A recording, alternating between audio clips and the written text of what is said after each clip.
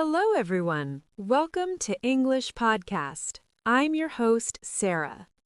Whether you're just starting out or looking to brush up on your basics, you're in the right place. Today, we're going to talk about something we all do, but often struggle with, introducing ourselves. But we're not just going to say, "Hello, my name is." We're going to learn how to do it like a pro. First, let's get to know each other. When you meet someone new, you want to make a good impression, right? In English, we call this breaking the ice.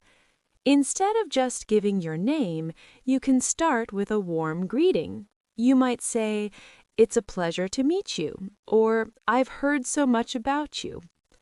Now, let me introduce myself to show you how it's done. My name is Sara. I've always had a passion for languages. I didn't just pick up English overnight. It took time and a lot of practice. I grew up in a small town, but I've always been someone who wants to reach out to the world. That's why I started this podcast. I wanted to create a space where we can learn together and cheer each other on. When you talk about your job or what you do, try to avoid the boring, "I am a student" or "I'm an engineer." Use phrases like "I'm currently working on" or "I've been into photography for years." This makes the conversation flow much better. For example, if someone asks me what I do, I'd say, "I'm a content creator who is dedicated to helping people master English." See? It sounds much more natural and engaging. Another great tip is to talk about your hobbies. Don't just say, "I like reading." Say, "I'm a big fan of mystery novels," or "I usually spend my time hiking on weekends." Using phrasal verbs like hang out or get into can really level up your speaking. For instance, recently I've gotten into yoga, and it really helps me relax after a long day. Remember, the goal of an introduction isn't to be perfect.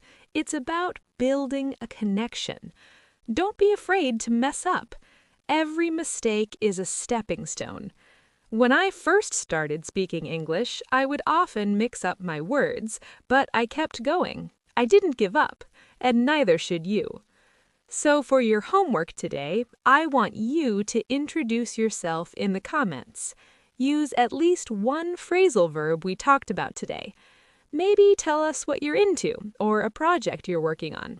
I'll be reading them and replying. We have a long way, and I'm so glad to have you here. This is just the beginning.